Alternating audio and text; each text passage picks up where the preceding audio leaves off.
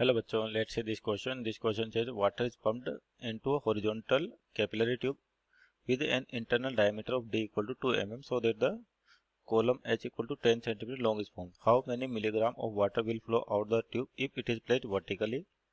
Consider wetting to be complete. S equal to 0.075 यानी कि surface tension दे रखी है आपको। और तो यहाँ पर देखिए आपके पास एक कैपिलरी ट्यूब जब हॉरिजॉन्टल रखी है उसमें वाटर पंप किया जाता है जिसकी वजह से 10 सेंटीमीटर का कॉलम बन जाता है। तो यानी कि देखिए आपके पास जब इस तरीके से बोल देते हैं आपके पास कैपिलरी ट्यूब है और हॉरिजॉन्टल डायरेक्शन में रखी हुई है, तो आपके पास यहाँ पर क्या होता है 10 सेंटीमीटर का वाटर का कॉलम बन गया आपके पास। अब इसको वर्टिकल किया जाता है तो क्या होता है ये बताना कितने अमाउंट ऑफ वाटर बाहर आएगा। तो यहाँ पर देखिए पहले तो की कॉन्सेप्ट की बात करते हैं। तो यहाँ पे जो की कॉन्सेप्ट है बेसिकली आपके पास वाटर की जो प्रॉपर्टी है सरफेस टेंशन उसके ऊपर डिपेंडेंट क्वेश्चन है कि सरफेस टेंशन की वजह से क्या होता है दो इंटरेक्टिंग सरफेसेस होते हैं तो उनमें आपस में फोर्स ऑफ अट्रैक्शन लगता है जिनको अपन एडेसिव और कोहेसिव फोर्सेस कहते हैं। डिफरेंट पार्टिकल्स के बीच में लगता है तो आपके पास होती है एडेसिव फोर्स और सेम पार्टिकल्स के बीच में लगता है तो होता है कोहेसिव फोर्स। तो यहाँ पे सिंपल कहें कौन से कंसेप्ट पे बेस्ड होगा ये सरफेस टेंशन पे, और इसकी वजह से क्या हो गया आपके सरफेस टेंशन फोर्स जनरेट होगी। अब यानी कि यहाँ पर इसको आप क्या करें वर्टिकल कर दें, यानी कि इस तरीके से जब इस ट्यूब को किया जाएगा तो आपके पास क्या है कि जो सराउंडिंग है बाहर की ओर आपके पास एटमॉस्फेरिक प्रेशर है, तो जो ये वाटर है आपके पास जो शेप लेता है वो इस तरीके से शेप लेता है जिसको अपन क्या कहते हैं मेनिस्कस कहते हैं। और यही क्यों लेता है देखो इसका भी रीजन है अपने पास कि यहाँ पर जब बात करें कि वाटर का जो भी मास होगा वो नीचे की ओर mg फोर्स लगाएगा आपके पास। तो इस mg फोर्स को बैलेंस कौन करेगा, जितना भी लिक्विड होगा वो क्या करेगा नीचे की ओर फोर्स लगाएगा। तो यहाँ पर इसको बैलेंस करने के लिए क्या होता है सरफेस टेंशन फोर्स लगता है। जो सरफेस टेंशन फोर्स क्या लगता है अलोंग द लेंथ लगता है, इस तरीके से आपके पास सरफेस टेंशन फोर्स लगेगा। हर जो आपका मेनिस्कस बना है उसके हर पॉइंट पे आपका सरफेस टेंशन फोर्स, उसी तरह से नीचे वाला जो पार्ट दिख रहा है यहाँ पे भी आपके पास सरफेस टेंशन फोर्स लगेगा। और जो आपका क्या होता है अगर इस वाले पे टेंजेंट डालें और लिक्विड कॉलम की बात करें तो ये होता है आपके पास थीटा जिसको कहा जाता है एंगल ऑफ कॉन्टैक्ट। तो यहाँ पर भी क्या होगा थीटा एंगल ऑफ कॉन्टैक्ट। और सेम कहानी आपके पास नीचे भी होगी।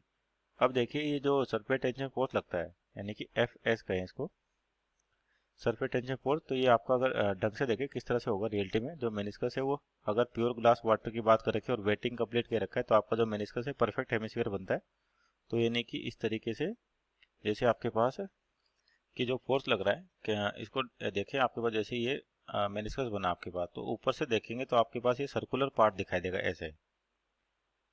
और जो एंगल ऑफ कॉन्टैक्ट के रखा ना ये है आपके पास टेंजेंट, और आपके पास जो लिक्विड सरफेस है और किसके साथ ग्लास सरफेस के साथ जो एंगल बनाता है ये थीटा। तो इसके हर पार्ट पे देखें तो आपके पास यहाँ पर सरफेस टेंशन फोर्स ऐसे लगेगी और इस तरीके से सरफेस टेंशन फोर्स आपके पास लगेगी।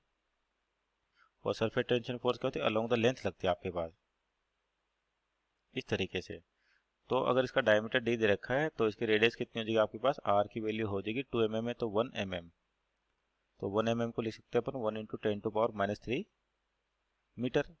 तो ये जो जितने भी आपके पास क्या होंगे यहाँ पर और वेटिंग एक्शन कंप्लीट दे रखा है तो आपके पास जो ये जो टोटल फोर्स होगी सरफेस टेंशन इसकी रेडियस आर कही है अपन ने। तो सरफेस टेंशन फोर्स क्या होती है आपके सरफेस टेंशन इंटू लेंथ। तो सरफेस टेंशन को मान लेते टी और लेंथ कितनी आ जाएगी इसकी 2πr, कितनी आ जाएगी 2πr। तो और उतना ही क्या होगा आपका नीचे की ओर भी लगेगा, यहाँ पर सेम कंडीशन क्या होगी यहाँ पर भी होगी आपके पास। तो यहाँ पे भी आपका सरफेस टेंशन फोर्स कितना हो जाएगा टी इंटू 2πr।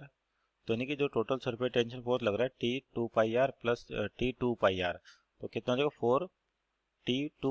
4t2πr। तो ये जो टोटल सरफेस टेंशन फोर्स आएगी यही यही क्या करेगी इस mg को बैलेंस करेगी। तो क्या लिख सकते हैं अपन कि 4t πr इक्वल टू कितना हो जाएगा आपके पास mg।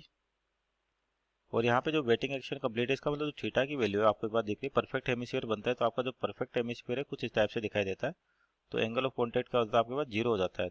तो यहाँ पे एक्चुअल में जो फोर्स लगती है वो क्या होगी यहाँ पे एंगल है आपके पास तो टी कोस थीटा और थीटा की वैल्यू 0 होगी आपके पास तो सिंपल क्या हो जाएगा वो 1 हो जाएगा। तो उस क्वांटिटी को अपन यहाँ इंक्लूड नहीं करें। एक्चुअल में जो आपके पास अगर एंगल ऑफ कॉन्टैक्ट है तो इस तरह से फोर्सेज दिखाई देंगे आपको। तो यहाँ पर इसको आगे सोल्व करें तो यहाँ से m की वैल्यू निकाल सकते हैं अपन।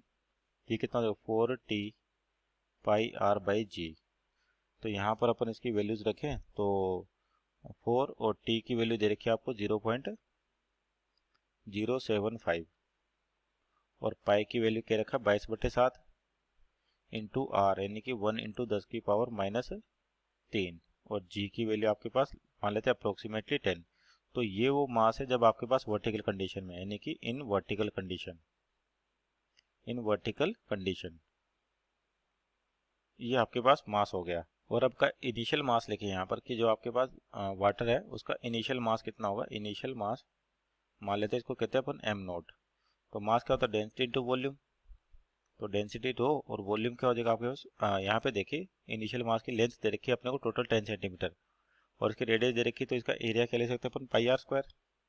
तो pi R square into length दे रखी 10 सेंटीमीटर। तो 10 सेंटीमीटर को मीटर बदले 10⁻²मीटर मीटर। ये हो जाएगा आपके पास क्या इनिशियल मास। तो अमाउंट ऑफ मास निकालना है जब वर्टिकल कंडीशन में ये आता है तो कितना वाटर आपका बाहर निकला। तो क्या हो जाएगा आपके पास अमाउंट ऑफ मास क्या हो जाएगा। इन दोनों को क्या कर दे माइनस कर दे। इनिशियल मास में से फाइनल मास माइनस किया अपन ने तो उतने अमाउंट ऑफ वाटर आपका बाहर निकल जाएगा। तो डेंसिटी पाई आर की वैल्यू है 1 mm दैट इज 1 इंटू 10⁻³ और पाई स्क्वायर इंटू लेंथ कितनी देर की 10 सेंटीमीटर यानी कि 10 इंटू 10⁻²- माइनस और ये वैल्यू कितनी आई थी आपके पास 4 और सरफेस टेंशन 0.075 और क्या था आपके पास यहाँ पे। तो ये कितना 22/7 22/7 इंटू 1 इंटू 10⁻³ तो 22 यानी कि 22/7 इंटू 1 इंटू 10⁻³ और डिवाइड बाई जी यानी कि 10। तो यहाँ से आपके पास सोल्व करने पर कितना आ जाएगा लगभग 2.04 इंटू 10⁻³ और तो ये किस में आएगा आपके ऐसा यूनिट है तो मास आ जाएगा किलोग्राम में। तो इसको लिख सकते हैं अपन 2.04 milligram. So our amount of water fallen out equal to 2.04 gram amount of mass. So this is our final answer. Hope you understood well. Best of luck.